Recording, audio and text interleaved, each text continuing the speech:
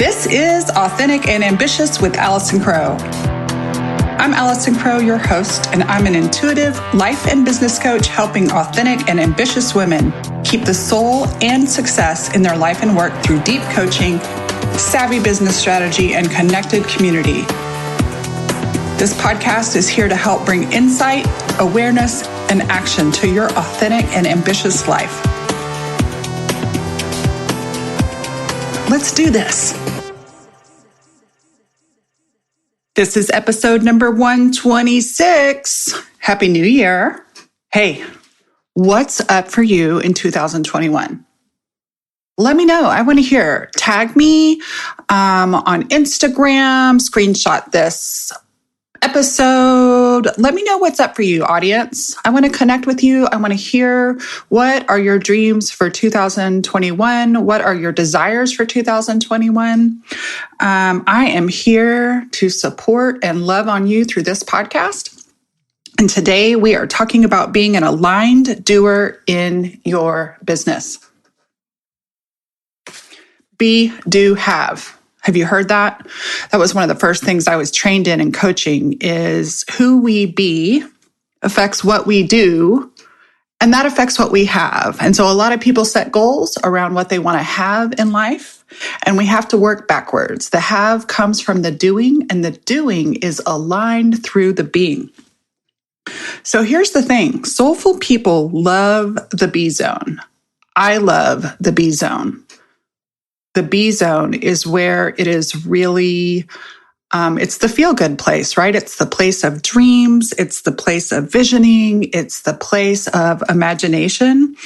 And often, because the B zone, who we want to be, what we're becoming, what we dream of, what we envision, feels so yummy, we can disconnect from the doing. Listen. I know that doing has been over-glorified. Productivity has been over-glorified. But what I want to do is I want to take back, instead of throwing out the excessive hustle or the overdoing, I want us, ambitious and authentic people, to learn how to align ourselves with doing in both task and habit and rest that actually helps us create in our life and work. So let's really consider the specific doing of the being that you are becoming. The do zone is the embodiment of the be zone.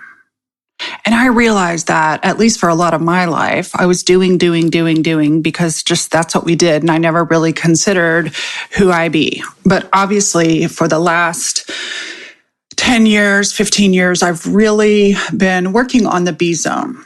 And I have a lot of people, especially clients, in some recent feedback, have either ask me questions or let me know that one of the reasons they work with me is because the level of success and sustainability that I have.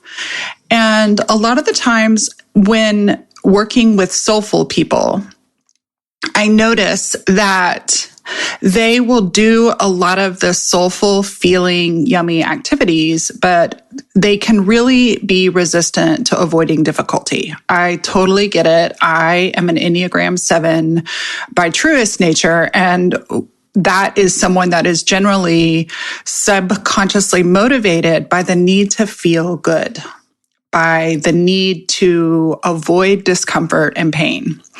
And as we grow and as we heal on our authentic journey, we can actually create more aligned ambition and achievement through making sure that our doing is congruent with who we want to be and what we want to create in the world.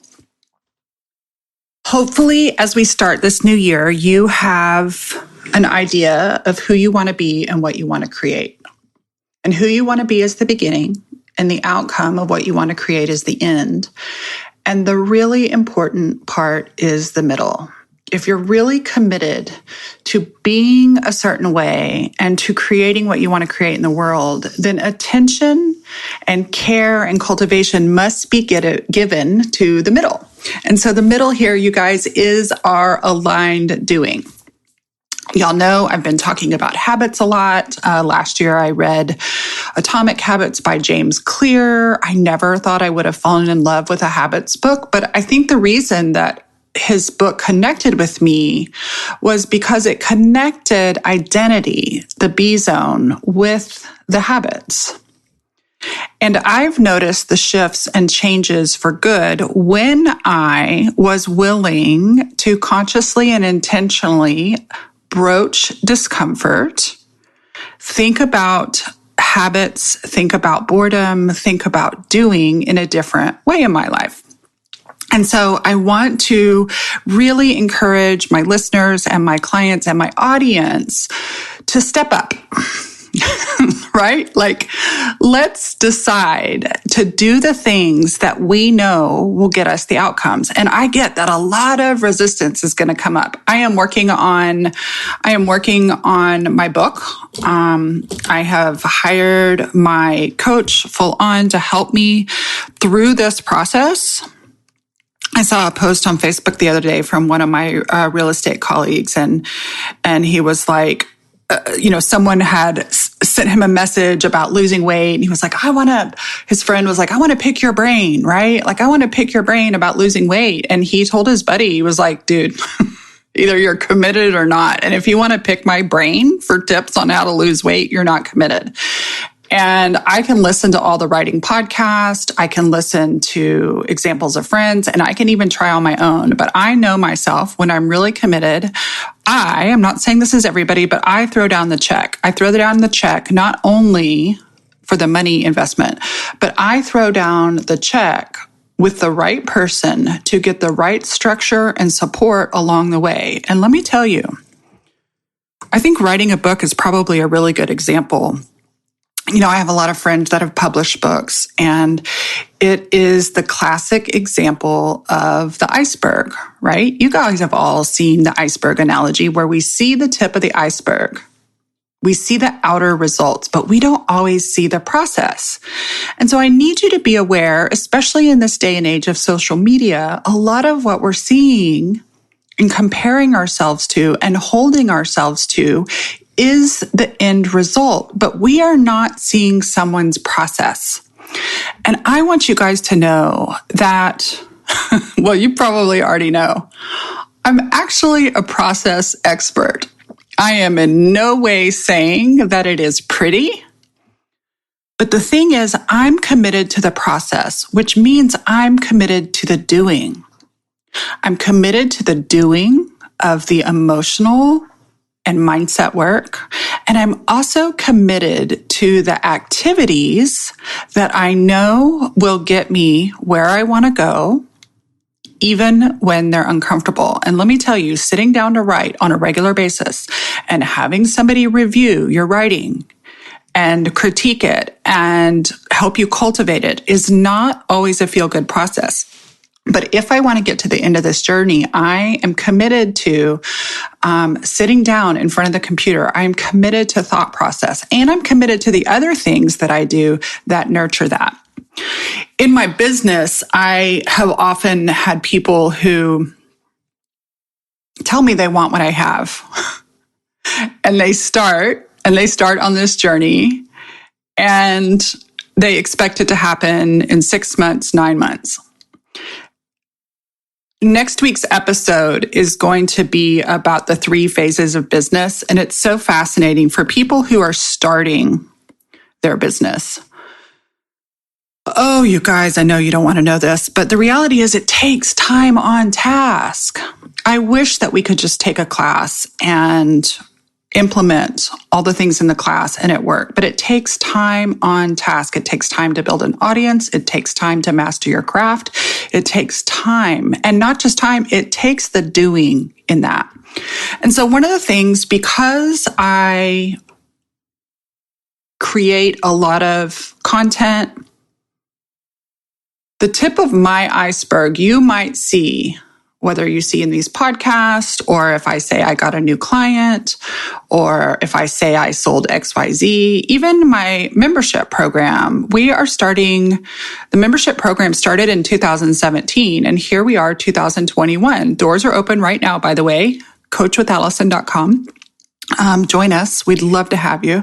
But the membership program has taken me time to not only enroll, but time to create and cultivate a rhythm and a community that I feel really, really proud of. It has evolved over time. It is ongoing nurturing of both the garden that is already existing and adding new members.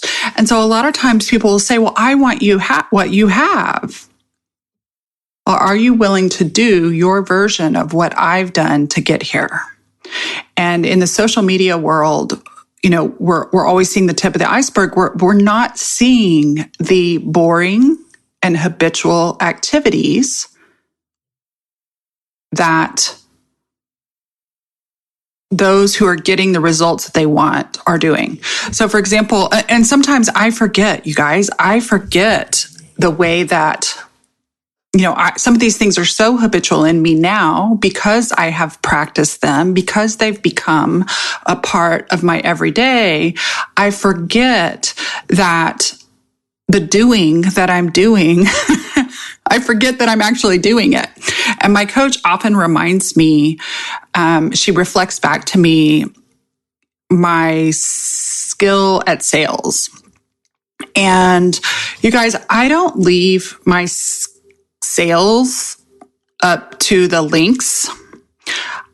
Certainly we have sales processes, we have sales pages, we send sales emails, I make offers for immediate response, I build relationships, I connect, I serve, I sometimes do sales calls, I really connect with people and try to see if they're a fit for me or fit for my programs because we really want to be of service to our clients.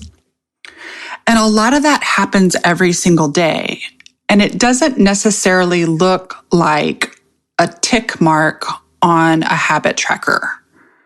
And yet one of the things I'm going to do this year that I haven't done in a long time is I'm actually in the habit tracker that I bought for myself. I'm going to be tracking every single month 3 just overall personal things, but I'm also going to be tracking some metrics in my business to see, because they say things that are appreciated are truly tracked and measured. And so I'm going to actually pay a little bit more attention to the sales activities that I'm doing, to the connection, to the invites, to the creations that I do, and see how much of it is really there. Because I think sometimes from the outside looking in, it looks as if you build it, they will come. Wouldn't that be nice? If they build it, they will not come. I always tell my clients, if you build it and work it and work it and work it and nudge it and nurture it and sell it and sell it and sell it and refine it, they will come. So as we begin to go into this wonderful new year, my prayer and hope is that you have renewed energy, that you have renewed ambition for the important work that you want to create into the world. My prayer is that we let go of drama and we proactively pursue our dharma, while also giving ourselves permission to rest and take care of ourselves in between the doing. But for this episode, I want you to consider, what are the top 6 most productive, and yes, I said the P word, what are the productive in a way that will produce the outcomes you want? What are your top 6 doings that you can track, that you can commit to on a regular basis, that you know will make a difference in your life? And so I know that we probably could track 100 things. That gets a little bit overwhelming. For my personal self, I'm tracking my number of steps and walk every day. because every time I walk, I feel so much better and more energized. I'm also tracking the days that I read in a book. I'm tracking the days that I write. For my business, I am tracking new contacts, existing nurturing, and ask or invite. So like if I make a sale, I'm going to track those 3 things. And there's a lot of other things I could track. I could track how many podcasts I do, how many social media, but those things are not the fulcrums and the levers. I could track how much water I drink. But for me, I have really honed in and listened to my inner wisdom, both as a human and as a business owner. And I am paying attention to the doing in my business. And I want to encourage you to do the same so that you can be and have everything that you want in 2021. Hey, I want to take this opportunity to invite you to become my client and join me in my online coaching membership, Soulful Success. We call each other Soulies. In the Soulies community, we have live life and business coaching sessions with me. We have 1 live session and 1 business coaching session every single week. There is a fantastic cohort of other business owners from all areas of life. Most are growth and achievement level business owners, and we would like to encourage you to become a member today at www.coachwithallison.com. We have a very reasonable monthly membership fee. There are no long-term commitments. And the reason that I price this so low is so that you as a business owner can leverage cash flow. This way you can invest in high-end coaching and community and have cash flow left over to hire people to implement things in your business that you may not be a genius at. I know this is one of the things that has really helped me leverage and grow, and I want to invite you to do the same. Become a member of our community, get live life and business coaching from me, and let's do this. Coachwithallison.com. The doors are open right now, and we would love to have you. Thanks for listening to Authentic and Ambitious. You can find out more and connect with me at AllisonCrow.com. The show is sponsored by my 3 rescue dogs, Leroy Brown, Clementine, and Rocky Potato. They're here to remind you to consider adoption the next time you're looking for a pet. Special thanks to Stacey Harris and Callie Orr with Uncommonly More and Elise Rich for making the production and promotion of this podcast possible and professional. Until next time, be your authentic and ambitious self. The world needs you.